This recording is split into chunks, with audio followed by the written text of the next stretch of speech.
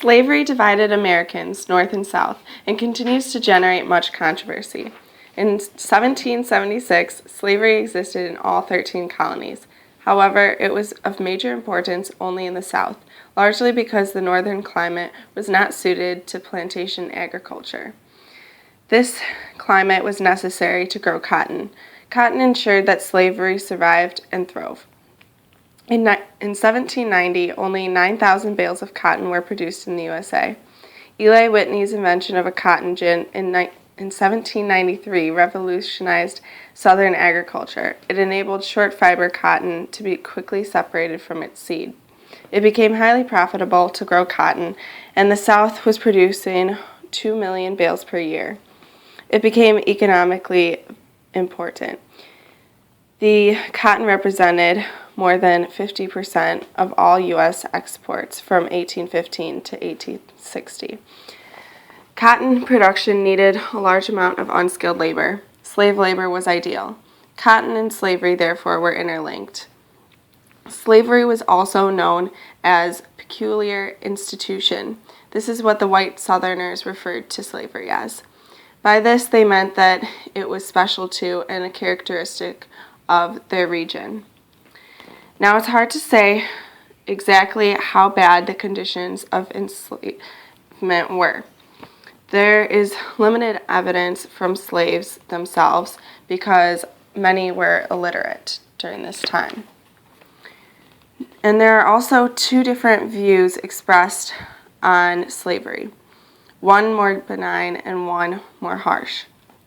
The benign view expresses that slaves did not necessarily work much harder or longer than most mid-19th century Americans. Most did not work on Sundays, sometimes had half a day to themselves on Saturdays, and received a fair number of holidays. Slaves who worked hard were given extra holidays. Much of their work was seasonal or dependent on clement weather. Floggings were also rare, and slaves were fed, clothed, and housed reasonably well given the standards of the day. But the harsh view, as most historians remain convinced is more true, expresses that slave owners had unlimited power, and they often abused their power. Firm discipline seems to have been the normal during the time. Slaves labored under harsh conditions, commonly working from dawn to dusk. Children, sometimes as young as 5, were sent to work in the fields as well. Most slaves lived in overcrowded cabins, and evidence suggests that most slaves hated slavery, as when the opportunities for freedom arrived during the Civil War, many took it, including opportunities offered through the Underground Railroad. While U.S. slaves were materially better off than many people of the world, conditions for most were harsh. Slaves had to adapt to the conditions in which they found themselves. Even though neither the Union nor the Confederates were prepared for war, they had their advantages and disadvantages. The lack of preparation from either side stems from the Union only having a 16,000 strong regular army, mostly scattered out to the west. Lincoln had no military experience, and General Scott, the leading Union general, had no prepared military plans. The Confederacy had to completely start its army from scratch. President Davis had at least some military experience. Southern state militias were better prepared for war than those of the North, but the main problem for the Confederates was equipping the volunteers. It was estimated that there were only 160,000 muskets in all of the South. Despite lack of preparedness, each side had their advantages. The Union had 22 million people compared to the 9 million people of the South, of whom only 5.5 million were white. 4 slave states with some 2 million people remained loyal to the Union. This took away 45% of white population and 80% of industry from the South. The Union had a stronger group of military experience. 2 out of 3 West Point graduates were Northerners, and the Union had a huge naval supremacy. They had more horses, cows, and sheep, and produced more than 80% of the country's wheat and oats.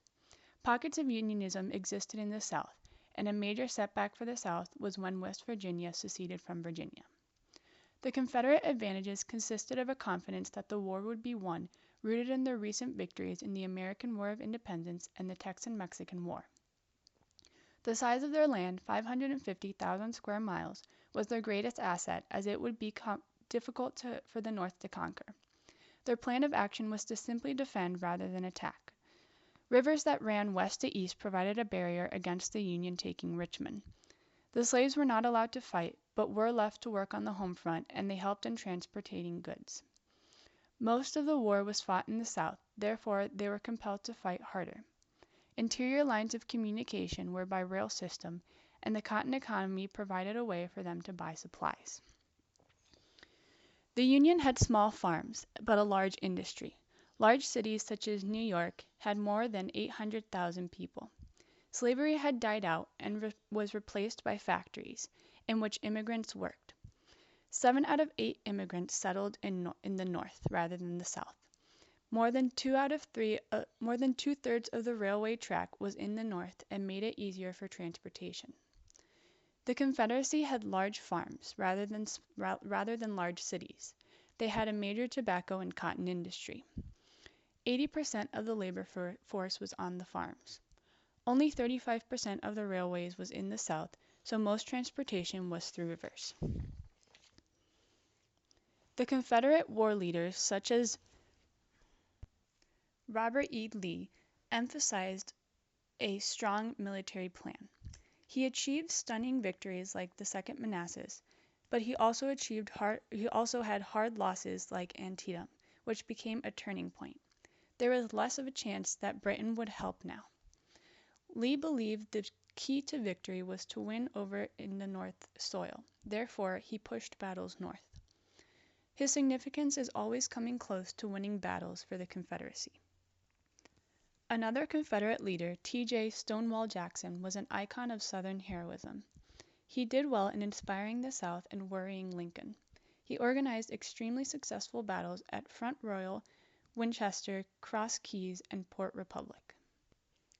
Union war leaders such as Ulysses S. Grant had a concept of total war. This won him Fort Donelson in 1862 and Vicksburg in 1863. He excelled in his determination to keep pressing despite high casualties. Another leader of the Union, William T. Sherman, was convinced that victory came not only by defeating the Southern armies in their land, but more importantly, destroying the Confederacy's material morale and will to keep fighting. He launched campaigns in places such as Georgia and brought total destruction among the civilian population. This success led to Lincoln's re-election. The Battle of Gettysburg took place from July 1st to July 3rd in 1863 and is considered the greatest battle that was ever fought throughout the Civil War. The first day of the battle belonged to the Confederacy because the Union troops retreated back to Culp's Hill and Cemetery Hill. On July 2nd, the serious fighting began when Longstreet attacked the Union left. The Confederates were able to have some success because the Union troops unwisely advanced into the Peach Orchard. Lee's troops came close to victory, but not close enough. They weren't able to break through the center and didn't have any success on the Union right. Day 2 of fighting ended in a stalemate. On July 3rd, Lee started his main attack on the Union center with 15,000 men led by General Pickett and advanced up to Cemetery Ridge. The rebel troops were shot down by the Union fire. In under 1 hour, the Confederates had suffered 6,500 casualties, and in the end, Lee had been defeated. In 3 days, he had lost 28,000 men, which was 1/3 of his army. The Union Army had lost 23,000 men, and Robert E. Lee went back to Virginia, and he accepted full responsibility for their defeat. Lee even offered his resignation, which David refused to accept. Gettysburg was a very serious defeat for the Confederacy. The Battle of Antietam was the bloodiest day of the war. This battle was handled very poorly by McClellan. Union attacks came first from the north, then in the center, which is where the Confederates took over in a sunken farm road known as the Bloody Lane, and finally in the south across Antietam Creek. All 3 of those attacks were partially successful. Lee managed to continue to hang on and fight thanks to the arrival of General Ambrose Powell Hill from Harper's Ferry. Lee lost 11,000 men and McClellan lost 12,000. In the end, McClellan claimed victory because on September 18th, Lee retreated into Virginia. The Battle of Antietam can be seen as the turning point of the war. Within days of the battle, Lincoln issued his Emancipation Proclamation, and with Lee's failure to win a decisive victory meant that there was now little likelihood of British intervention. McClellan failed to follow up his victory, and President Lincoln was tired of hearing his excuses for inactivity, so Lincoln relieved him of command and replaced him with General Burnside. African Americans had a wide variety of legal issues during this time period. These included testimony inadmissible against whites, they could not own property or firearms, and they could not learn how to read or write. There were also laws involving their ability to serve in the military. One example of these laws is the Federal Law of 1972, which banned African Americans from bearing arms for the U.S. Army. In mid-1862, the government started to reconsider the ban, and by May 1863, they created the Bureau of Colored Troops. The segregated units were given less money. 2 years into the war, black soldiers were prepared to fight. Congress issued a draft that said they could not have any substitutes, unlike the working class. They proved their courage at Port Hudson on May 27, 1863. President Lincoln was worried that free slaves would try to get states to secede from the Union. So he made the Second Confiscation and Militia Act of 1862, which said that the president could have as many African Americans fight as he deemed necessary, but did not invite blacks to join the war. The unofficial regiments became official in January 1863. In February 1863, the governor of Massachusetts, John A. Andrew, issued the first call for black soldiers. Black codes were something else that was implemented during this time period to ensure white supremacy. They were implemented during the presidency of Andrew Johnson, and he vetoed the Civil Rights Bill in 1846. However, in 1866, Congress eventually overrode his decision. These codes were made to restrict freed blacks' activity, and they wanted to make sure the African Americans were available for labor force.